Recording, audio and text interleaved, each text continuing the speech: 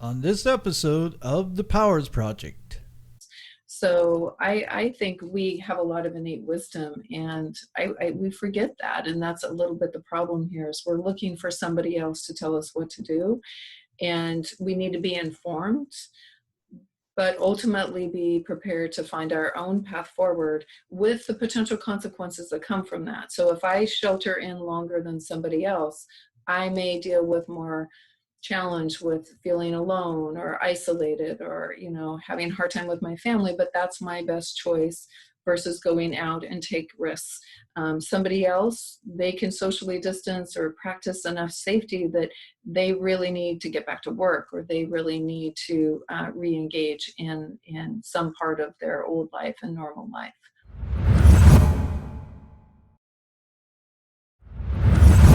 3, 2, 1, and we're live. Catherine, it's great to have you back. I'm glad you made time for us today to come back because I think it was important. This is very time sensitive, the information that I think we need to get out to the people, because things are, as I'm sure you're well aware, are starting to open up and kind of go back to normal. And so when we talked about what it was like for people and the anxieties they may be feeling, or the stress that they may be going through from being locked in their homes for months, I think there's going to probably be that same sort of anxiety for a lot of people with now things going, back to normal, if you want to say that. And what I've been finding is that on especially these social media platforms, there seems to be these two extreme groups, and just like with all extreme groups, they seem to also be the loudest voices. And so what I'm seeing is that we have this group of people who that have so much fear that they're telling everyone, if you don't stay inside your home, you're killing thousands and thousands of people. And then of course you have the other side who are walking around with no mask, no anything, and calling it all a hoax. And of course the rest of us are in between that. And what I see is this attacking of each other about who's right, who's wrong. And so I guess the first question I want to ask you today, and just jump right into it, because again, I think this is extremely important to get out there to people.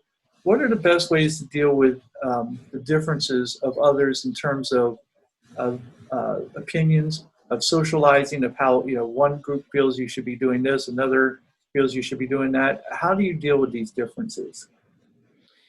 Well, thank you for having me back. It is so good to see you again, and glad to continue the dialogue, because I think this is kind of a stream of consciousness kind of process. We're at different points, so the different things are going to be coming up. Like you say, there's still loss and anxiety, but instead of anxiety about sheltering in, now it's about going back out. That's different. And there are such differences between family members, even, much less communities. And most of us are in the middle, so to know that. But I actually developed a model around this, because I kept seeing in my practice, I couldn't choose between two people sitting in my office. I needed to support both those people, and they had really different opinions and perspectives. And so I felt like I had to really support dual realities, which is a very different thing than we experience in our culture. We kind of live under the idea that there is right and wrong, fact and untruth. And so, but I couldn't, I needed to really, really kind of meet everybody where they are. I believe that there's a problem in our country in a way with diversity around perspective. We do other diversity work, but we don't really do a good job of bringing to the table a successful process and way to engage with the diversity. So a couple of key points would be: start from a place of respect and curiosity. Curiosity is also kind of seems to be a lost thing. It doesn't mean agreement. Kurt, if you have a certain perspective and I have a different one, by being curious, I'm not agreeing with you. But in being curious and with respect and maybe an openness, receptivity, I might learn something. There is culture with that. Then the second piece I really recommend, which we don't do well enough in pandemic or other issues, is just to find common ground first.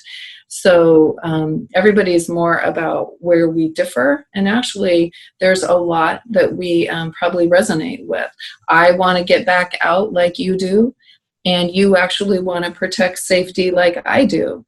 That's the power struggle, but both things matter to both of us. So if you can take a moment and just see what the common ground is, that can settle the dynamic down quite a bit. And then finally, to be creative about maybe there's some options, especially for family members or friendship groups, options that would meet both of us, both of our needs, kind of a win-win idea.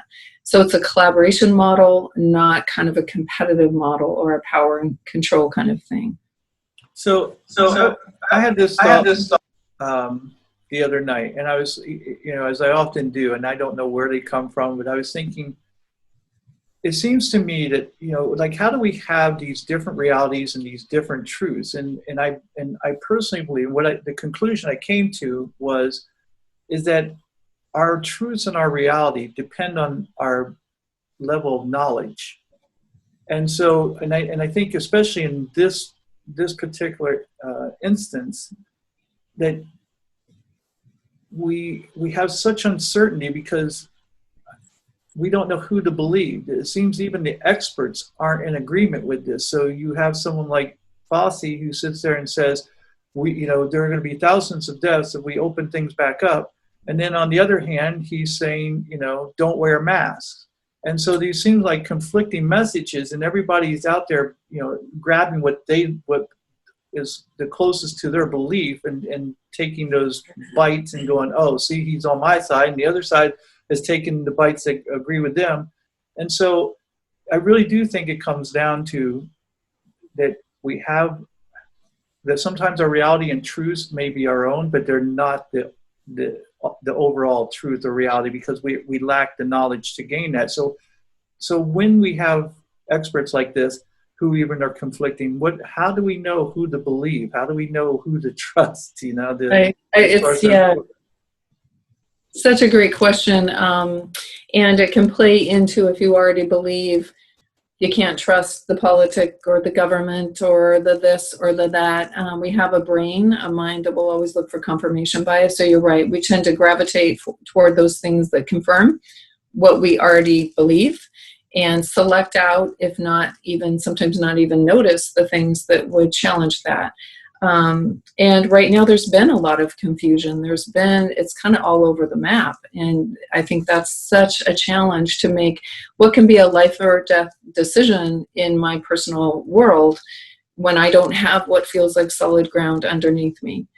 So I would say ultimately you're going to need to trust yourself. But there are ways to do that are beyond just kind of looking at a fact sheet or which news source I get. There's also an internal way to really sit with and feel into, does this feel right and true for me, versus just, I'm just doing it because somebody told me, or I'm doing it because I'm feeling afraid, right?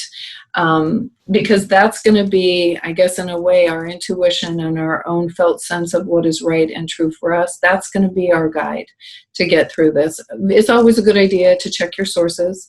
It's always a good idea to talk to people actually with diverse perspectives. How are you managing, re-engaging with friendships, or deciding to do, in Oregon, we just opened up retail, but not malls. So people can go to stores, just to see how that's working for folks.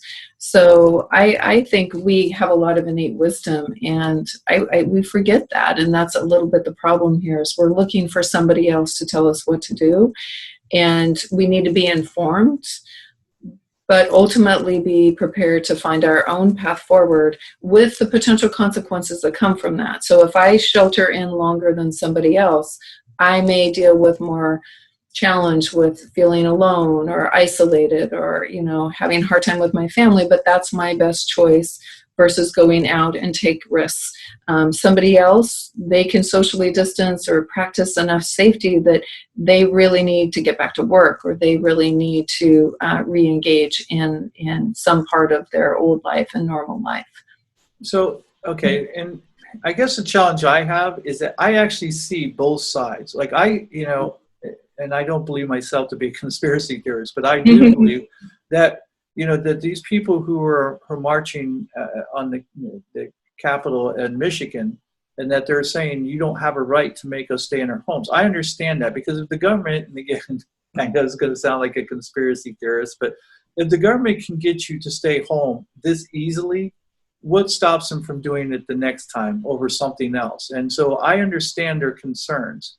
I also understand the concerns of those who stay home. I understand that, this isn't just about my health, because for me, if I just took myself into consideration, I don't feel the need to wear a mask. I do, not for me. I do it because if I were to have it, I don't want to, infect anyone else with it. And so I think about other people. So I see both sides of this.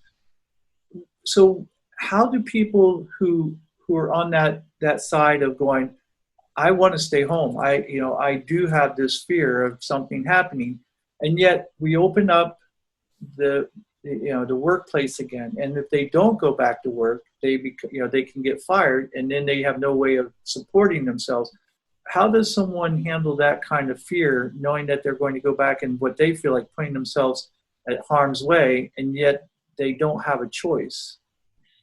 Yeah, I think that's a great question. And on a different podcast, I was interviewed by somebody who works with physicians. It's called the medical strategist, and that same question, because those frontline workers were told, the medical staff, not only will you need to go, and they're kind of called in their profession to go, but they would lose their job if they didn't. So there's a whole group that's been doing exactly what you're describing, like walking into harm's way. How do we do that when, obviously we cherish our own life, and we may have children that we're still raising, a partnership, that's a walk. I don't think there's a really easy answer for that. Obviously, if there's a way to say, is there another job I could take, one that, if I could afford to look for work, but that's not going to be most people's reality. So if that's a fact that we have to go back to what feels like an unsafe environment, it's all about creating as much safety as you can, both for the anxiety as much as the virus itself, so that you maybe do double what other people do. Really take care of your health and watch your symptoms. If you're not taking your own, a temperature is not taken by your employer, that you take your temperature. So it's creating a sense of safety where we don't feel safe, working with that anxiety. And again, advocating for your own staying home longer. Maybe it's 2 days a week I stay home and I don't go back all 5 days, even something like that. But it's a great question, and it's a really tough situation. So one of the things I love about your message is that I think that people, if they have to go back, obviously, because they're not going to be able to live without income, and so they have to provide, and regardless of what their fears may be, they are going to be forced back in there. And I think your message about bridging the differences with respect, and so when they go back to work, what can people do who maybe don't feel the way, have that fear that a particular individual would have? How can they bridge that? How can they respect that person's opinion without thinking that they're being ridiculous or stating it? Is there something that those on the other side can do to help alleviate some of the fear? Well, it's kind of our ability to not only not judge and just, and we can not like something or relate to it or even agree with it. Doesn't mean we have to judge it. You said an important word. Saying, wow, it's really different for me, Kurt, I have a different reality around that, is different than you are so ridiculous, right? So we the first piece is about respect and not judging, but the deepest way to do that is for that curiosity, for me to learn and have some empathy.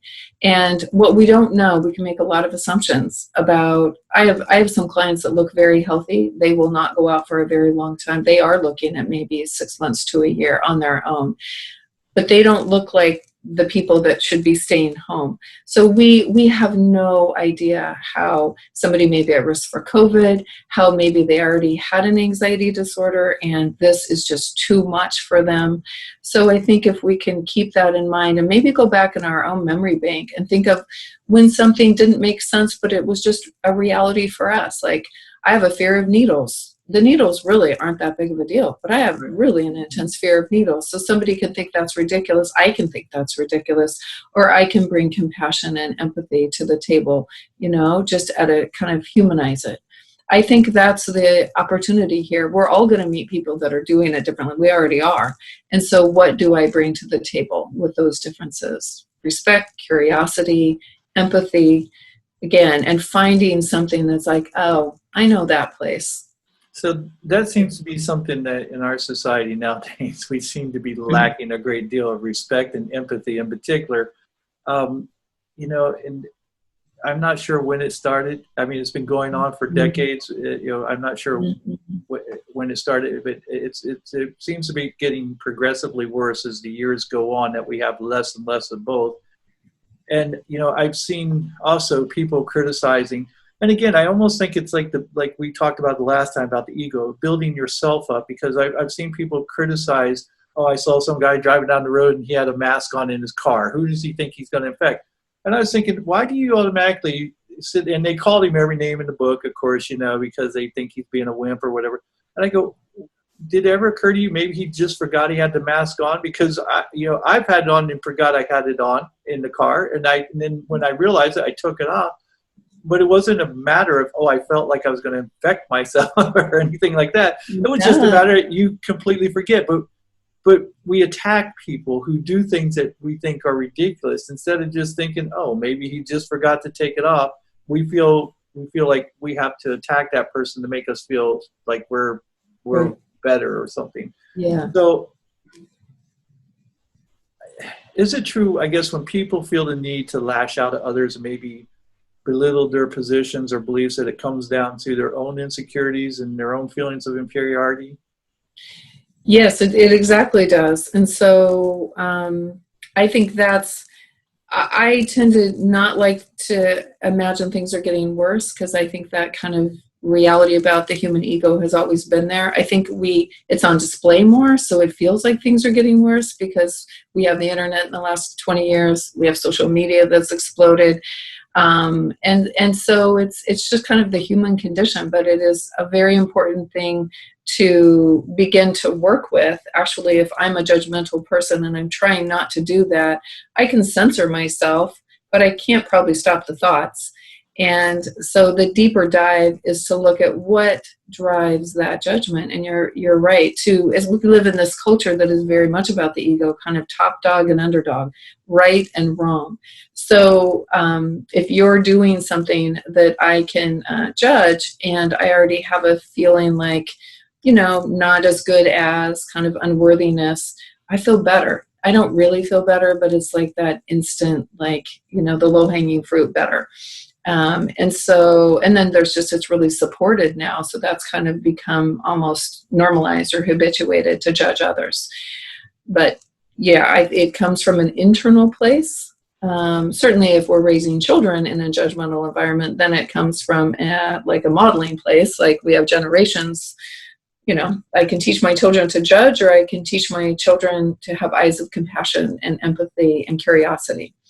Well, I think you made two very good points. One, you're probably right. It's probably always been prevalent, and it just with the age of the internet, it just seems to be out there even more, that this judgment and this criticism is in our face all the time now, because it can be. So yeah, exactly.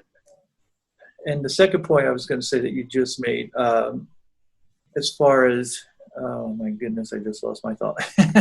It's important.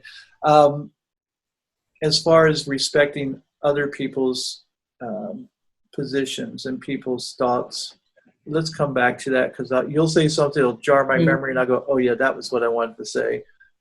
Is it about the internal driver, that when we're doing an external thing, if we're wise, we realize something drove that? We were either judged ourselves, someone taught us to do that, and or it comes from a place where this just makes me feel better about myself. Right. But that's where it came from. So my question is that we all have this inside of us to be judgmental. And like you said, you may not say anything, but that may not stop your thoughts. And that's okay. I don't think you need to stop the thoughts. I think you need to stop the the verbalization of, or the vocalization of it, and spewing it out just because it's a thought doesn't mean that it should be said, Mm-hmm. And so how do we curtail that? How do we stop ourselves from saying every thought that and that's what it seems like to me. It's like everybody just spews whatever's in their head, they just spew it out nowadays. There's no filter. How do we get that filter back where we go, that's not going to help, and if I'm right, it's not in the right spirit. How do I just keep my mouth shut and not say anything? Because as our parents taught us, if you don't have something nice, then don't say anything at all. How do we get back to that? Yeah. Well, I guess I always do like to go to the source. So I agree, we can't just stop a thought. But over time, if you do personal work, thoughts change because we put new stuff in. Our brain has neuroplasticity, so it can continue to evolve. That's how we censor ourselves eventually, is it's not there to have to censor. But that's not a light switch. You can't take a pill to get the judgy thoughts out of your mind. There's a lot of work behind that. So I would always encourage people to begin that path so that they can undo judgment from an inside out kind of place. I think just mindful communication, mindfulness, people think of it as just getting silent and then being in the moment. But actually mindfulness, if you think about just being really intentional, mindful eating, I'm really tasting each bite. I'm slowing down. I'm listening to my body when I'm full. So we can put that to mindful communication as well. Just slowing down, not having those blurts happen. I am a grandparent, and I help in a couple of my grandkids' classrooms. And when I was in grade school, there was nothing about blurts because maybe we were all just too scared because it was stricter. But there's a whole thing with children now about not blurting because it is a young thing. And maybe an attention-seeking thing for any of us as adults that didn't get enough attention. But we need to fix that in a different way. So slowing down, I think when we see others, when we have a sensitivity, even if we can't feel the feelings they're feeling right away, just thinking about, like, there's another human being these words are gonna land. It's going to have an effect. We have mirror neurons throughout our whole body. So if you say something to me, it's just, there's no way for it probably not to have some kind of effect, even with a lot of good work. Lastly, I would say, people are drinking. It's going to be hard not to censor some stuff when I have a chemical in my system. Right. And I'm not saying that necessarily about alcohol, good or bad. It's just a reality of that chemical. So I think sometimes people are really good and censored. They're really keeping in check, but then they either don't get enough sleep or they'll have too much alcohol and it kind of rolls off the shelf. That's why, again, I always go to let's go to the source and see if we can shift that. Right. I will also say that, in doing this and learning to censor ourselves, it's not just about being perfect, because again, I'm not perfect, because I've gotten a lot better at it, and yet I have a partner, and so he has my Facebook, and he has access to everything, and so he saw I left a comment on somebody, and his comment was to me, "Old habits are hard to die, aren't they?" I go, it's only one comment. But it was funny because, again, I am aware of, the effect that it can have on people. And sometimes, even with knowing this, I see something that's being said and I go, that is just the most ridiculous statement. And I feel this overwhelming need to respond. And yet I know that it's not going to help the situation, and yet I still respond to it, knowing that it's not going to have any benefit except make me feel better for a few minutes.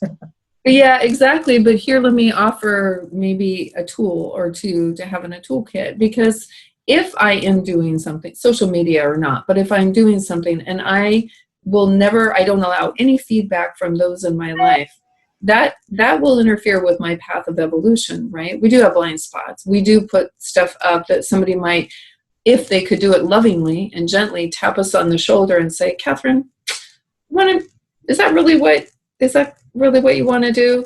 But see, there's a piece about you're not judging me, you're not reacting to me. I do want somebody to have the courage to step up and say, and maybe this is this comment. So it's not so much don't do it. I would offer two things. Come from a place of care, and that's a felt experience to the receiver.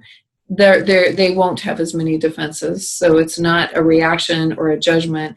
But also you can get consent. So in this particular situation, perhaps you could have said, hey, can I offer something?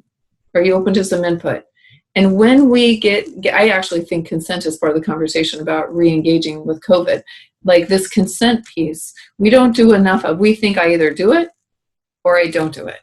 Rather than there's a middle path, kind of that middle thing again. I can ask. And if you trust me to come from a good place and maybe have some skill about how I might say something, then there actually is a benefit, Kurt, to giving people feedback. I think that's a good thing when it can be handled consciously.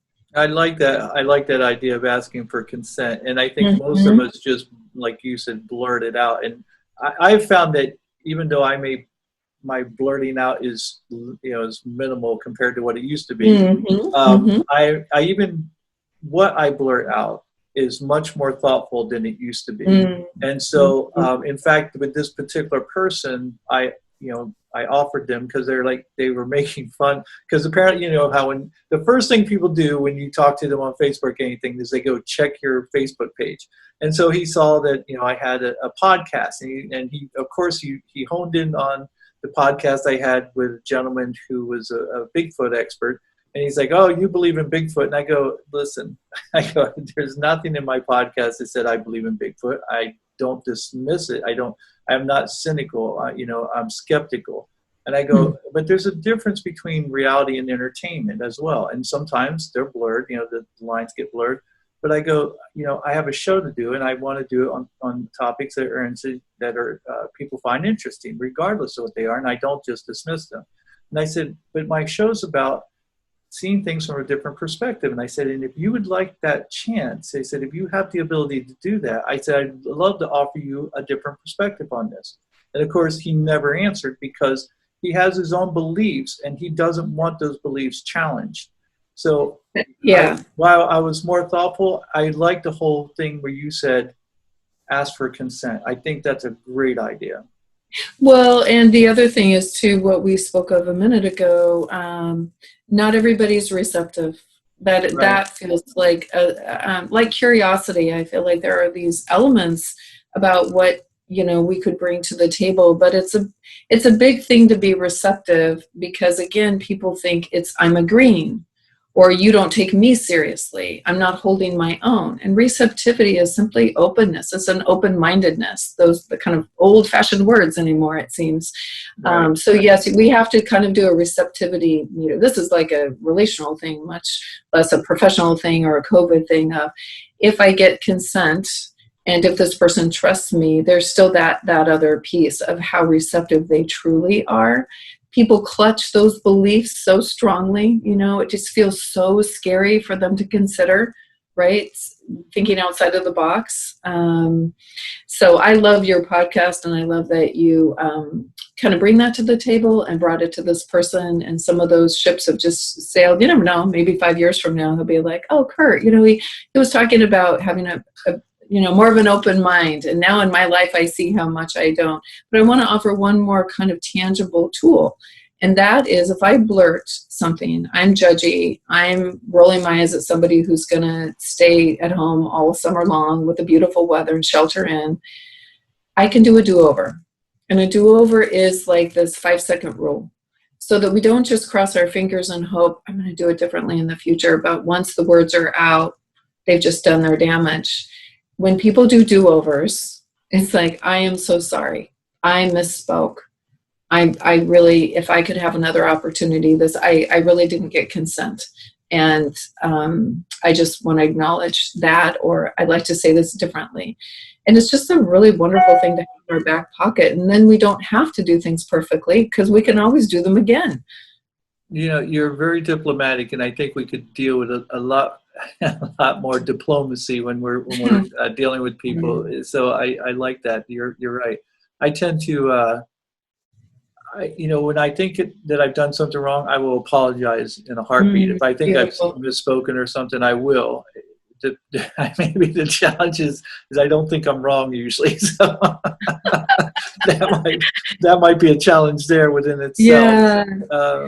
But Yeah. one of the major issues that I have right now is that people are saying things that may be the part of their belief systems, but they're being very irresponsible with the things that they say because they don't understand that it is affecting other people's lives. And so normally I don't get upset about people's beliefs. You can believe whatever you want, but when it starts affecting other people's lives, then I start going, you're being irresponsible. And I've talked to acquaintances, I'll say, who were even doctors and who were just being irresponsible with the things that they were saying, and I go, this isn't just affecting you. So when you put out these opinions or these beliefs or feelings that you have, and you're not being genuine, it affects, because there are people out there who listen to you or follow you especially because of your status. And it's going to affect them negatively because they're going to listen to what you have to say, and you need to be more responsible for that. I take, I'm not Joe Rogan. I don't have Joe Rogan's listenership, but I know that there are people out there who listen to my show and listen to me, and so I do feel a great deal of responsibility. So if I ever misspeak, I will go back out and I will say, I misspoke and I'm sorry, and here's the reality of it. Because I don't ever want to mislead people and have it affect their lives in a negative way. So I think it loops back to that judgment that's your practice is great. Owning things, being remorseful, actually apologizing, just really important practices, right? So if we can be fallible and know that sometimes we're going to misspeak, we would not intend to do that, and then have good practice around that. But people can be pretty dug in because to own something challenges that fallibility. So they, sometimes are themselves putting things out in this absolute way, because it's also really hard in our culture not to know things. That does not bode well. But it's the most responsible thing sometimes to say is, you know what, I don't actually know. This is what I know, but there's really a limit to what I know. And that's, we need to let that be a really great answer. So I can find out, here somebody does know, right? But not basically, to your earlier point, getting our egos out of it. Well, I think there's been this precedent set by especially our political leaders. And again, for several years now, there's been this whole thing that you don't admit wrong because it shows weakness. And I think that we as a society as a whole have sort of bought into that. Mm-hmm. I mean, how do we get out of that mindset that it's okay to know that everybody makes mistakes, and it's more courageous to accept responsibility than it is to deny and have deniability and say, oh, I'm not responsible for anything.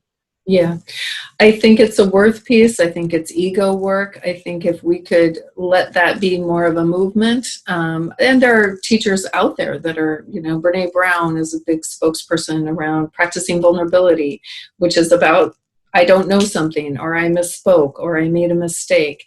We actually cannot evolve without mistakes, which are regrets, which we learn from. But even the idea that I have a regret is kind of framed as a problem versus an opportunity, right? So we really have to understand how adult development goes, not just child development goes. We are all becoming our most conscious self, and along the way it gets messy sometimes. So I think that's a great insight that, wherever we are, we have to kind of land in, are we going to be that human being that's kind of magnificent in all of our own ways, but absolutely fallible, though worthy? Or are we going to play the game the culture plays, of admit no wrong and buy into what I think now is kind of an old paradigm of strength, right? Because it does take courage to say, I don't know, or I hurt you, and how do we figure this out?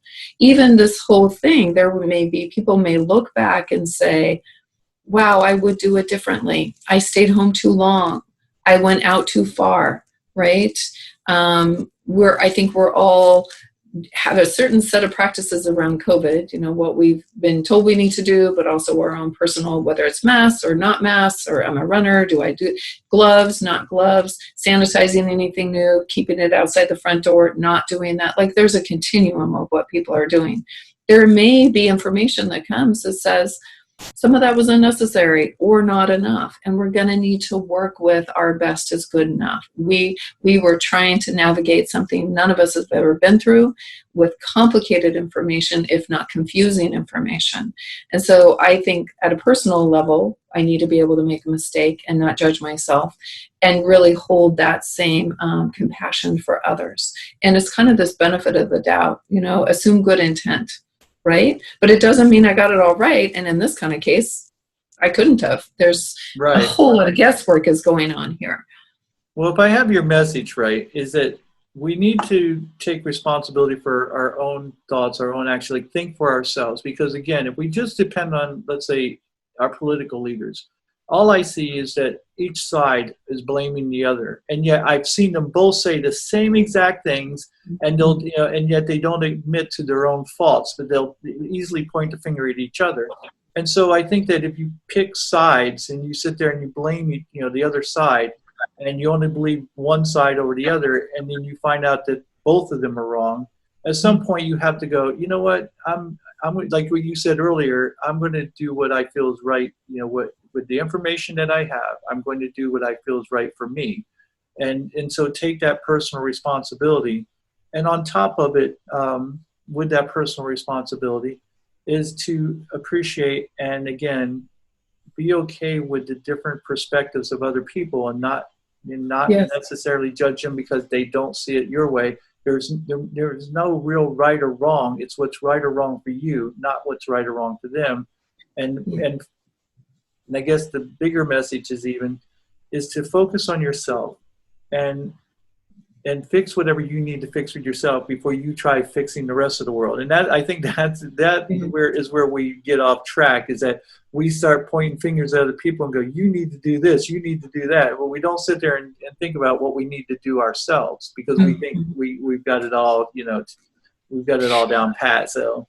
Yeah, and if we're going to influence somebody, think about how we're actually influenced. It's not by somebody judging us or trying to control us or be right and we're wrong. It's, wow, that looks like you look really happy. You look like you're navigating this. You kind of figured out your game plan. How'd you do that? Some of that might work for me. Kind of law of attraction rather than this kind of soapbox stuff. And I mean, this is way bigger. This is kind of, ideas of conscious living and just personal evolvement that we do need to stay in our own lane. But it does offer often a different kind of curiosity and interest from others when we're just paying attention to what we need to pay attention to. And so I think we have this habit of wanting to be validated. Like, I'm going to make this choice. Kurt, are you going to make the same choice? But if my choice is solid, if it's truly solid within me, there's a way to know and feel in our bodies. It stands on its own. It really stands on its own. Lots of people agree with me. No one agrees with me. Lots of people share this decision or this way of doing it. No one does. I think we need to be prepared in that way to kind of, this is kind of the grown-up version, like adult our way through. This is what's right and true and good for me. Yeah. Yeah, I feel the same way. I believe that if, like you said, happiness, if you're truly a happy person, you don't have to tell other people how to be happy. You don't need to be validated. Your validation is enough, and people will see that and they'll come to you. And I've said this often, that if you have a great message, you don't have to go out and push it on others or sell it. They'll come to you. They'll see it and they'll ask you about it. And so I completely agree with you. Yeah, and I actually, in my book, had that worry because I do have training. I am licensed as a professional counselor, but I'm writing a book about a lot of ideas, and it wasn't a research book. So it was very, very important, and this is kind of to your point, not necessarily about my book, but I had to really come to this, to say in there, these are my answers, not the answers. right? Because it's so nice to help people that don't have information or ideas or, make those contributions.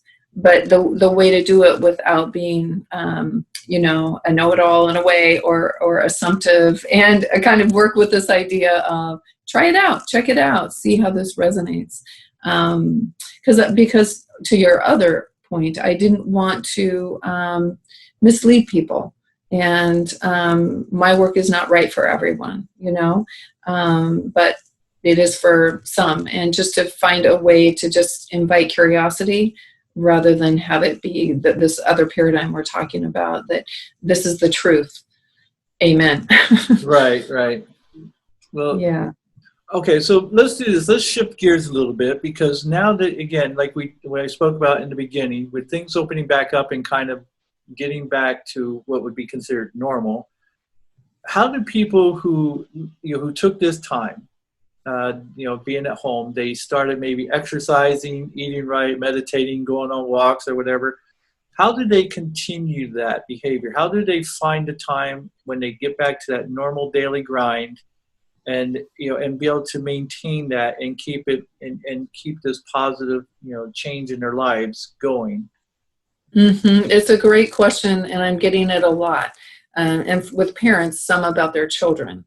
Because once we have all those horses, do we get back on all of them? And if we've had the time and something's different because of these weeks or a few months for some of us of sheltering in and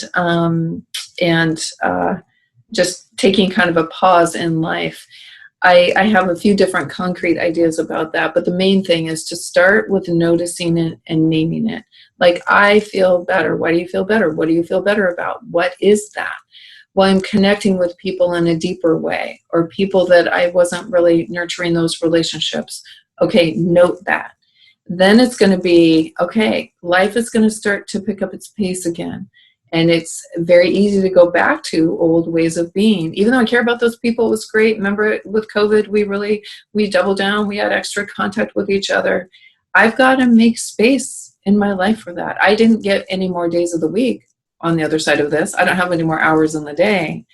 So it's to really name and notice what it is, and then begin to think from almost a time management perspective. How am I going to not lower the bar? This thing is really, maybe it's a physical self-care thing.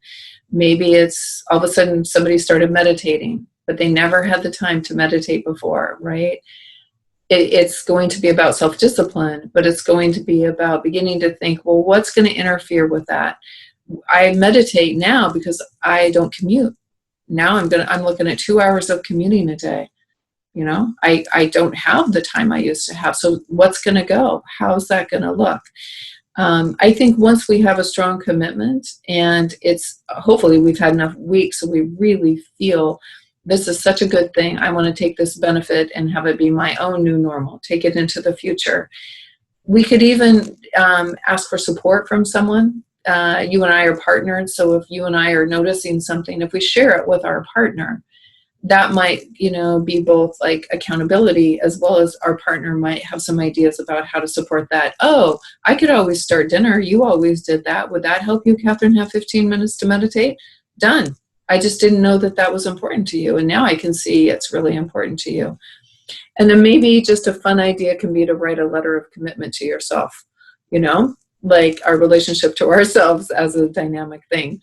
And that we say, this matters to me, and I don't want other priorities to start to challenge it or interfere with it. And all of that, giving it maybe more of a stronghold in our life. So it sounds like you're giving the same advice that they've been giving people for years and years when it comes to investment. So put yourself first and pay yourself first. So, people, the investment experts have always said, if you want to save money and you want to put money away so that you have a nest egg, years down the road, you always make sure that there's enough money to pay yourself first, take care of that, and then live accordingly. So you're saying take fiscal responsibility of yourself and to make that time for yourself, so that, that no matter what else is going on in the day, whether it's travel, whether it's work, whether it's children, whatever, you still have time allotted, set aside for yourself that you can always, have for yourself in that day. Is that right?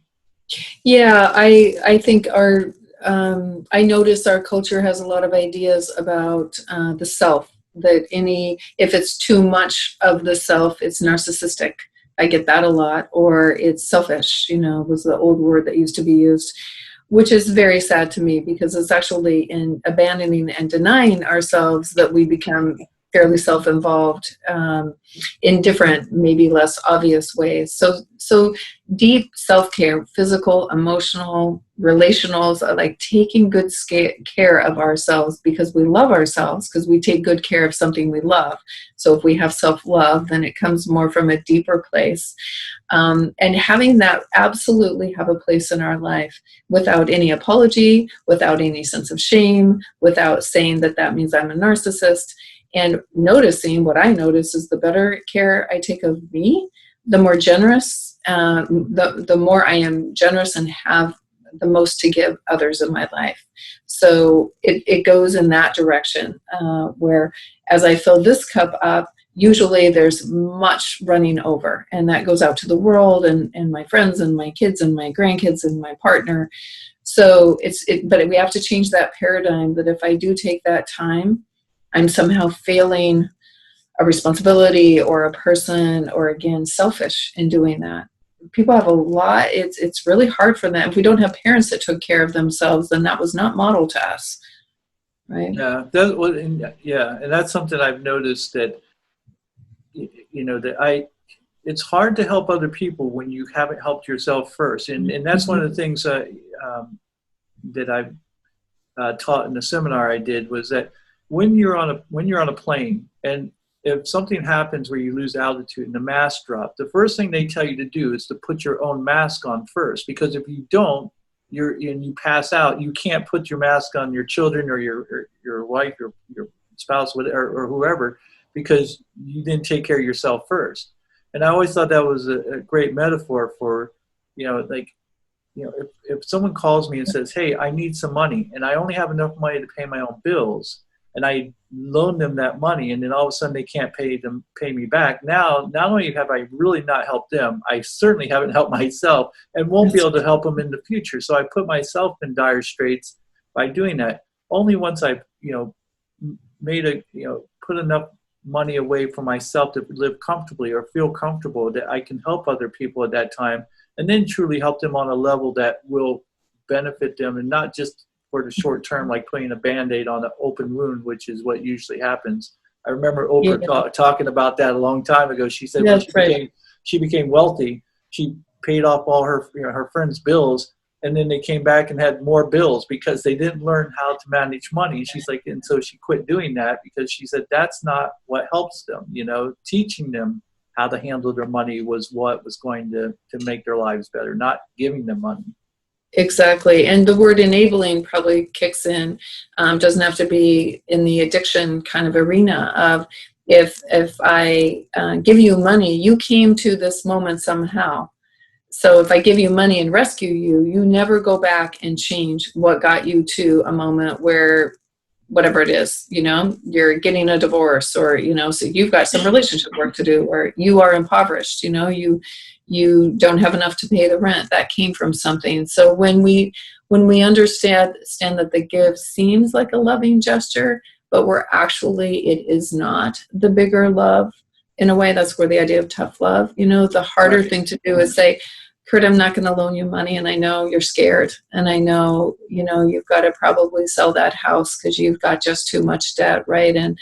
But we can offer something different, like you say, maybe someday ideas, and support, just not having people be alone in that, right? But that boundary work is hard to do, because it can feel, again, like we're hurtful or not helpful or not generous. But the real generosity is empowering people to find their own way.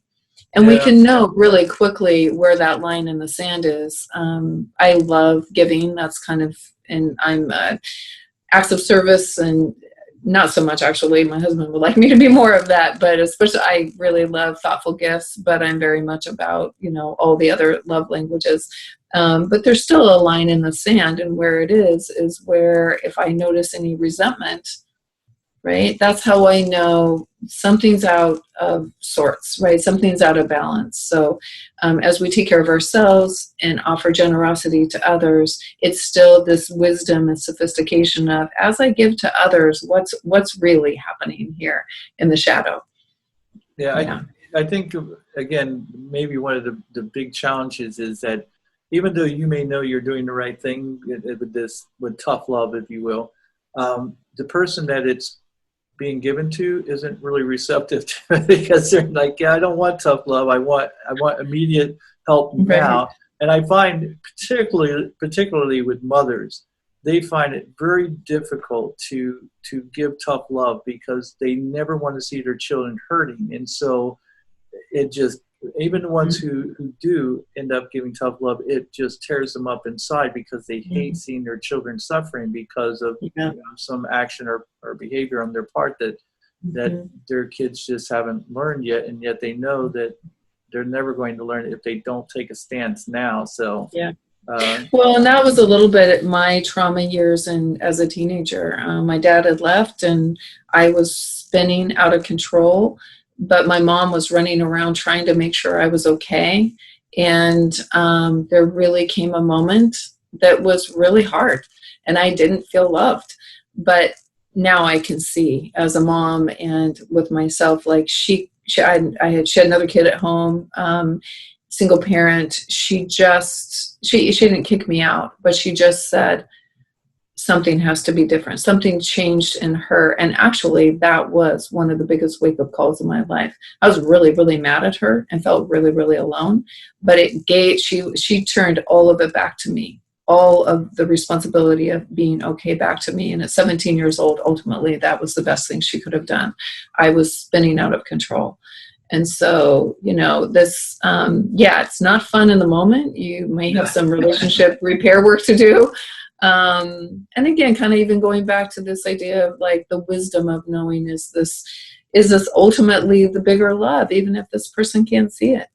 Yeah, I think as teenagers, we probably most of us have gone through that, and you're not happy at the time. No. You're right. It is the best thing that could have happened to us, but at the time, you wouldn't be able to convince us of that. That's right. That's right. That's right. Now, in the previous show that we did, we talked about people being able to take advantage of this time to better their lives and to make positive changes. So I guess my question is that if someone hasn't taken advantage of this yet, is it too late, or is it still, are they still there where they could change their lives? Like, maybe by changing, getting out of a toxic relationship, or changing, a job that they were doing, maybe do different work. Is there still time for them to turn things around and to have a better life, form a better life for themselves while before it gets back to the normal daily. The normal, right. I remember thinking about this a couple of weeks in, thinking, we wonder how long it's going to go. And if we had an exact date, we would all use this time really well. But the really hard thing a couple of months ago is I don't know how long it'll go. So there's just anxiety and panic that goes with that uncertainty piece. For some people, it's like, whoa, the ship is almost sailed. And this was this incredible time that life was simple. We paused. We didn't buy as many things. We didn't go as many places. I think that can happen at any point in our lives. That's what this teaches us. But it's at that point self-discipline, not because the governor told me I couldn't go do something. Yeah. And I think that idea that this, is still even going to be a process. So it's not like, oh, blink, it's all over now and it was like a dream. That's not going to happen. So there's still going to be a reopening and some time where things might not be as they were. But if people, as some people have stumbled upon some real clarity around, I am in a toxic relationship, this will not be something I can continue, though I couldn't go to the courthouse yet, and now I can. It's good to make big decisions at times like this where there's like such clarity and a wake-up call, but I would always caution to take a baby step, because it's also an unusual time. And especially if we're talking relationship, people have been quarantined together. So that's one of the toughest things any relationship can go through. And some people are really thriving and others are very strained. This is not the time to make, decisions that a bit of breathing room and autonomy and less financial stress, all those things aren't going to start improving the whole vibe of the relationship. Right. Certainly look at things, say, I'm worried. I'm now considering this, again, what would that baby step be? Or if it's, I need to get out of this job, or I'm going to go back to school, how can you do that? And explore it a little bit, have an experiment, take one class rather than quit your job and take out a bunch of student loans and cross your fingers that this is a good new direction to go. And I have so seen that we can feel the energy getting stronger when it's the right path for us. Whether it's serendipity stuff, whether it's just our anxiety goes down, whether our happiness goes up because we're more joyful and we're finally really following the North Star that's been kind of clouded. So it's never too late, and go mindfully, but go. You said that there are people who are thriving at this time, which obviously there would be, and I wonder if those people are feeling sad, seeing life sort of beginning to return to normal. I mean, would you say that's true? And if so, are they alone in those thoughts? Are there other people who are sad to see things returning to normal? Yes, there are. I don't know. I don't really do a statistical thing in my practice, but I see enough people that I don't know, guessing just off the top of my head, maybe a quarter to a third.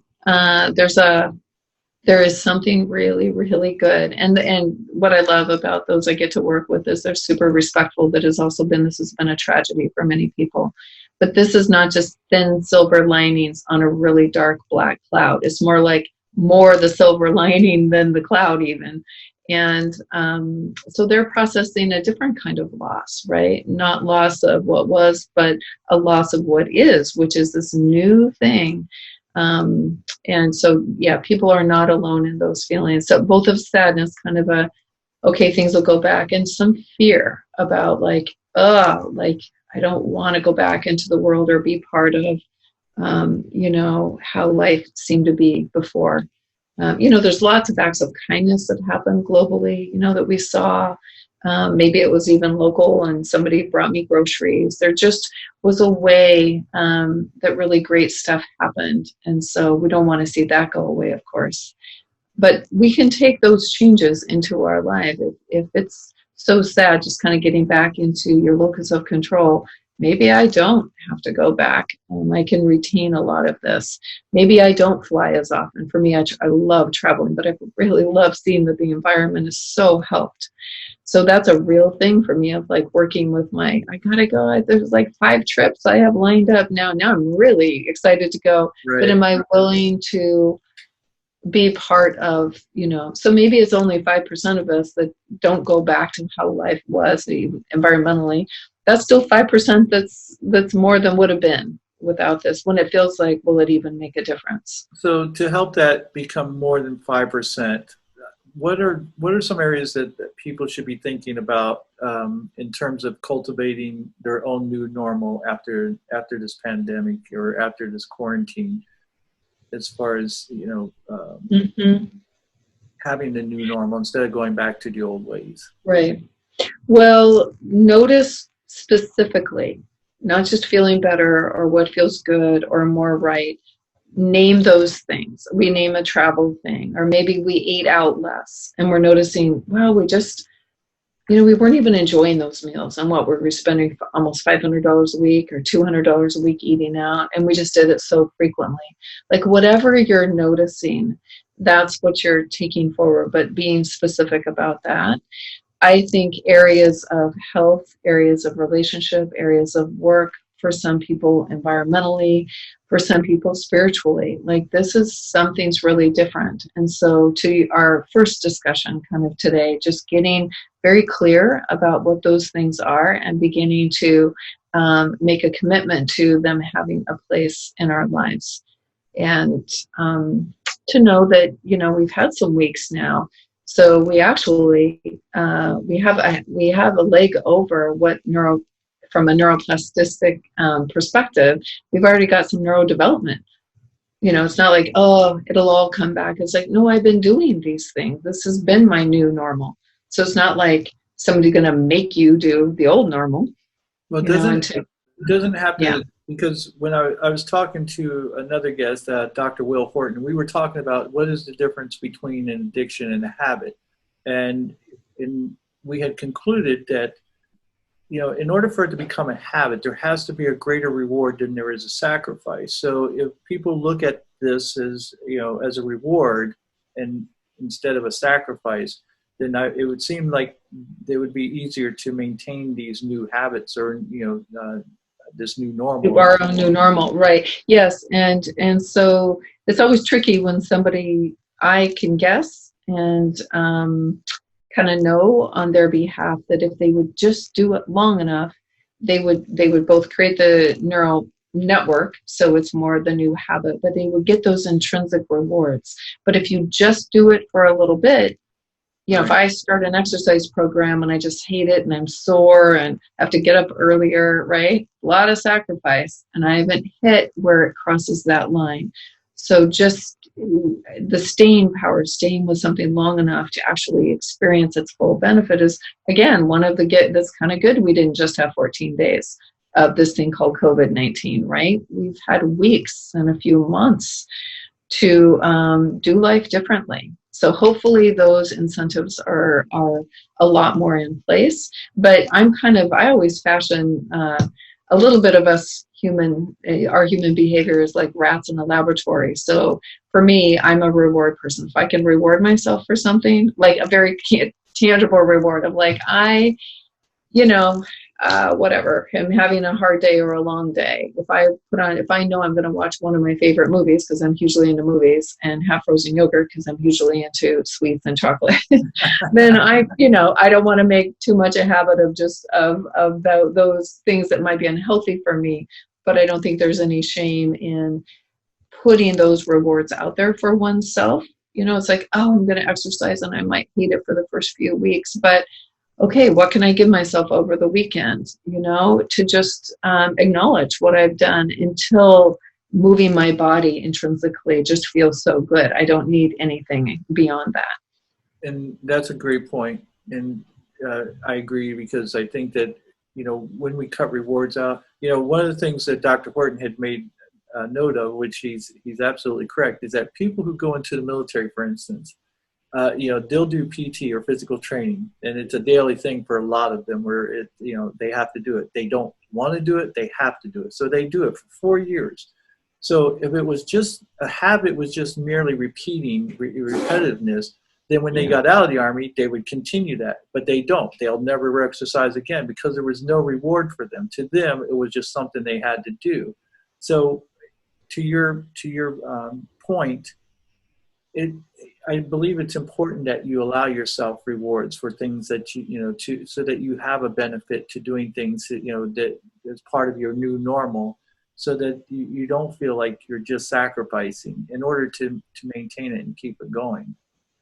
That's such a great point, and I think what I'm keen on from your description of it's funny. I have 6 kids. 3 of the boys went into the military. So the 2 Marines are now running again. I just saw one of my twins this morning.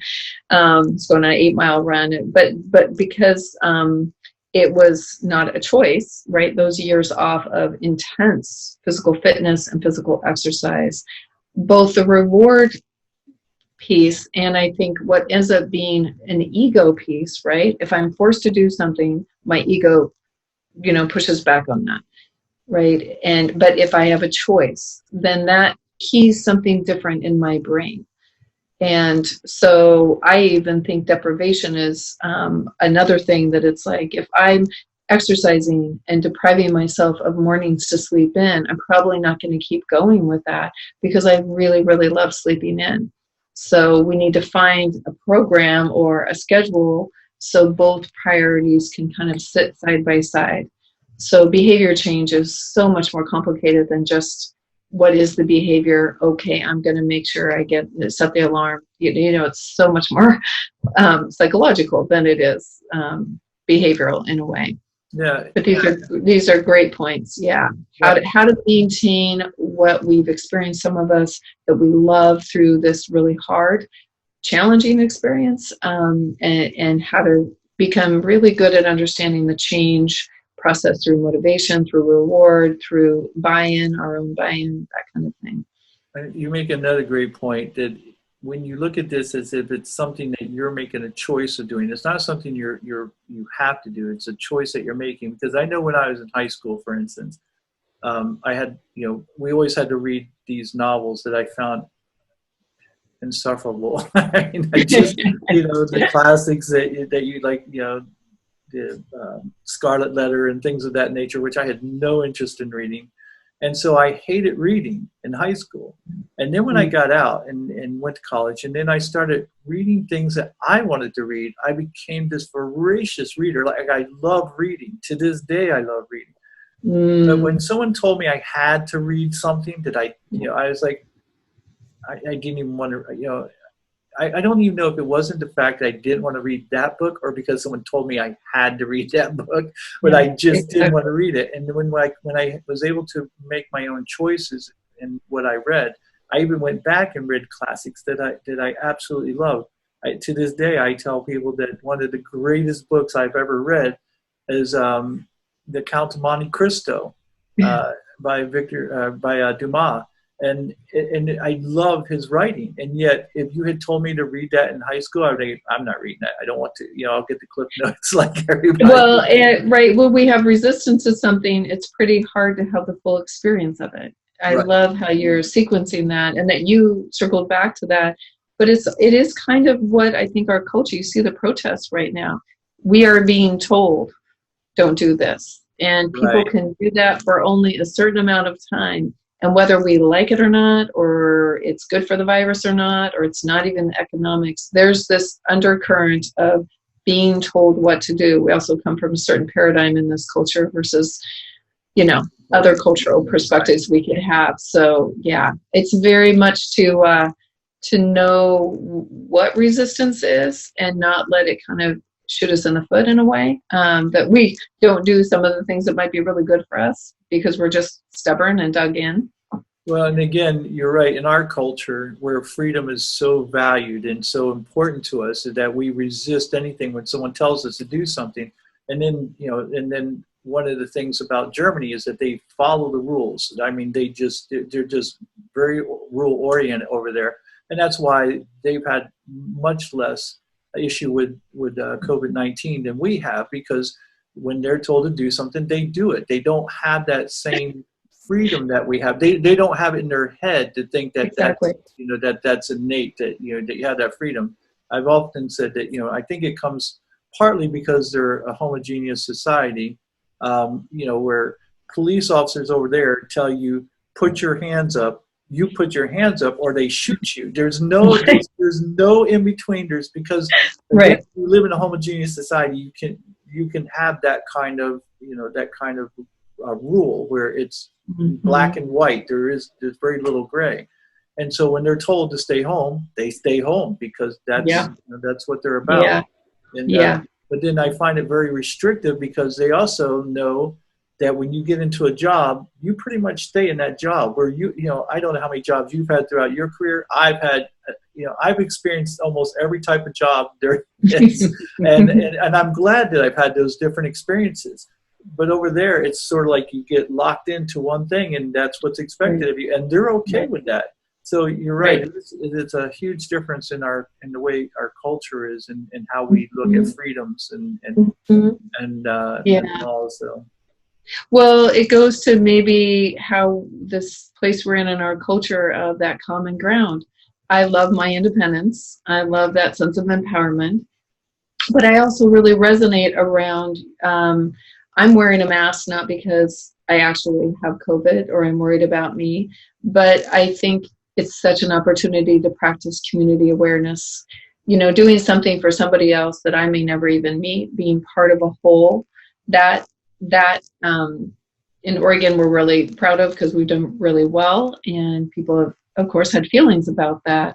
But both can be true. The thing about duality is, or common ground, multiple things can sit together, and we kind of forget that. So I can both like my independence and really love that I'm doing something as a community member, kind of a civic duty. I don't have to choose. It doesn't have to be binary. Right, and that's a great Yeah. point. Yeah, it's not a and or but world. Yeah. It's a or I mean, excuse me, not It's or, an and. it's an and world. Yeah, there Yeah. we go. I'll get it right. Right. All right. Right. So we know that, we've been told that because of what's been happening to our environment and stuff, that more and more, that these pandemics and viruses and stuff are going to be released upon the world. And so how can people be prepared for something like this in the future?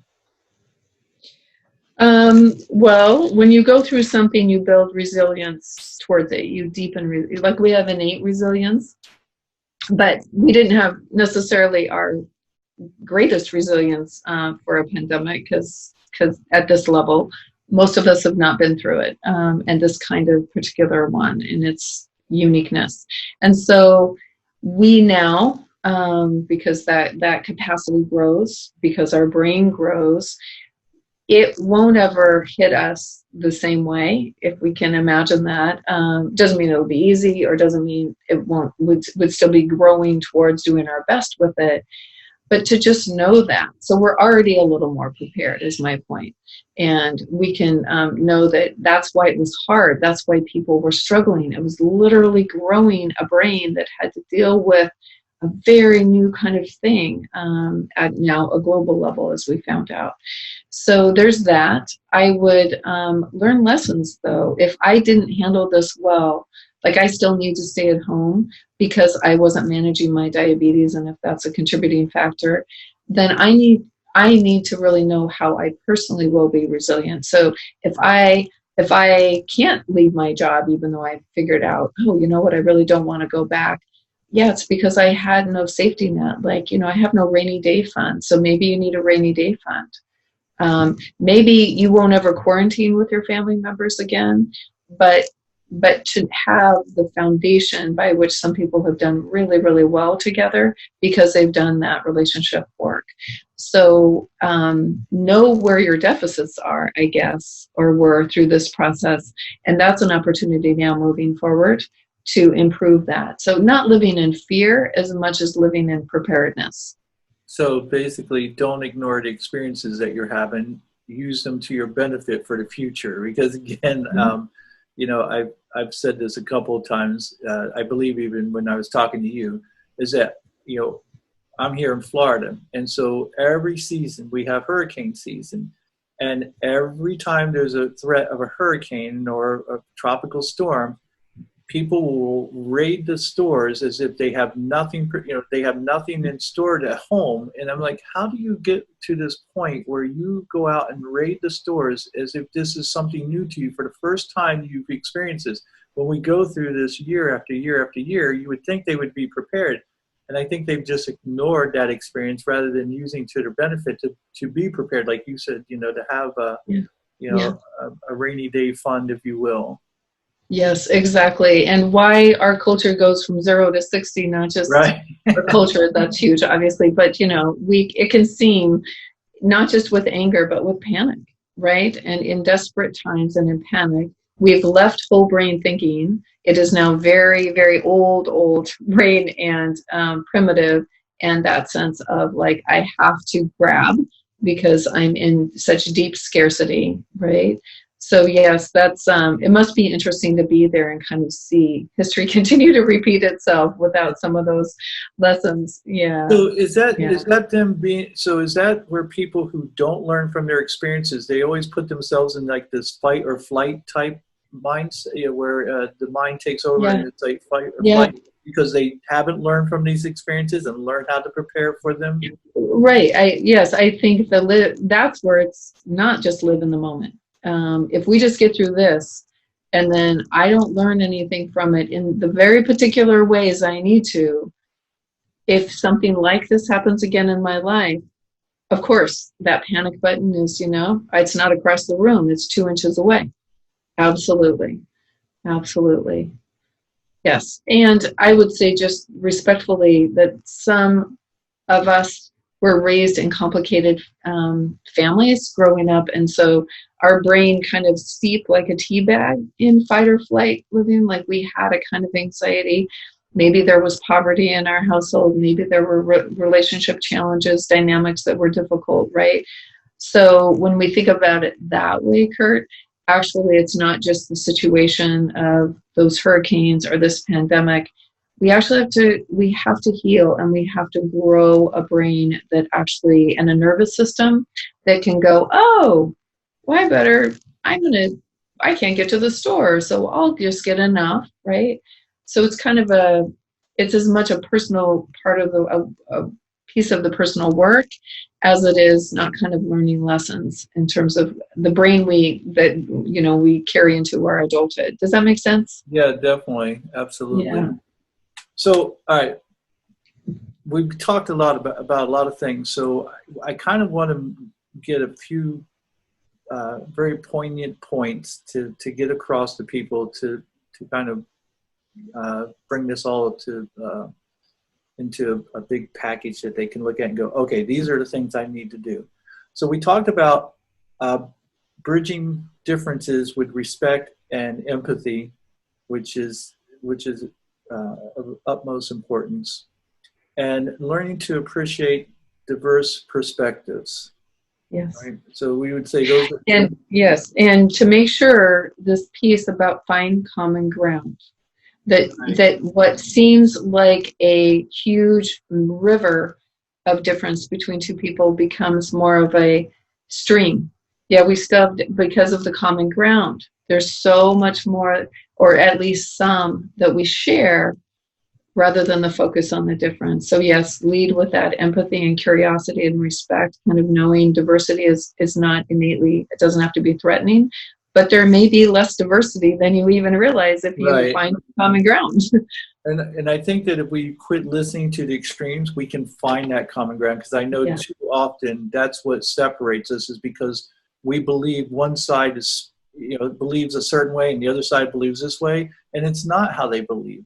Those are extremes that you're hearing, and if we just ignore those and talk to people, we'll find that common ground. So great point.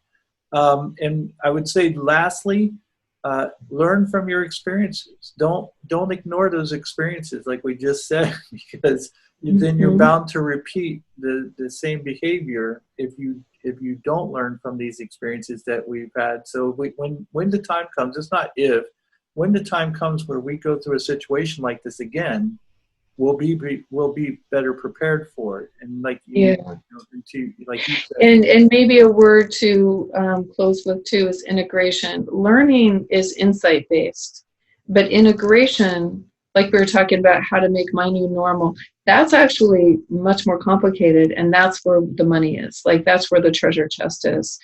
Because if I integrate what I learned, right, rather than, I think about it and I have insights around that, but I never do save the money for the rainy day fund, right? I never do take the baby step or do continue my great self-care that I've been doing. So it's behavioral, right? It's emotional. It's not just kind of a great perspective or again, an insight.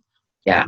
So you're saying through this behavior of doing this, that and integrating it, the neuroplasticity that you were talking about, where it strengthens those neural pathways. Exactly. Okay, gotcha. Take what you learned and apply it. And David Thoreau has a wonderful little quote on, we have to keep repeating to make it ours. And so that's how it will have that kind of piece of evolution. Not just like, wow, I learned a lot, meaning I thought about a lot. I had a great insights after COVID-19. But with those insights, I transformed my life because I integrated them into my life. Great advice. And I'm really glad I had a chance to have you on, because I know the people who listen to this and actually listen to what you have to say and implement what you have to say, I know it's going to benefit them. So thank you so much. For people who want to reach you, Do you have a Facebook page, an Instagram, website? What links? And also, please put your link up tell people about your link to your book as well. River to Ocean. Well, and it's the same link. Yeah, I just would direct people to harborglowholistic.com. And then it has my publishing company, and you can see the book I wrote. It has my counseling practice where I do retreats and workshops, because you're in Florida, so probably a lot of people you connect with are all over the place. But yeah, that's a good place to find me. So that website. And then if people want to find Facebook pages accordingly with those websites, they're there. Okay, very good. And just so everybody knows, I will be providing those links below as well. So in case you didn't get a chance to write this down, I'll provide their links below so that they can find you as well. Okay. Wonderful. Thank you so much, Kurt. So good to see you again. It was my pleasure. And like I said, it's always a joy. And I'm sure I'll have you back on again. You're a friend to the show and a true delight. So thank you so much for joining us. Yeah, thank you. Take good care. Thank you too. Well, folks, thank you very much. Thanks for joining us. You take care until next time, and we'll see you then. Okay, let's see here.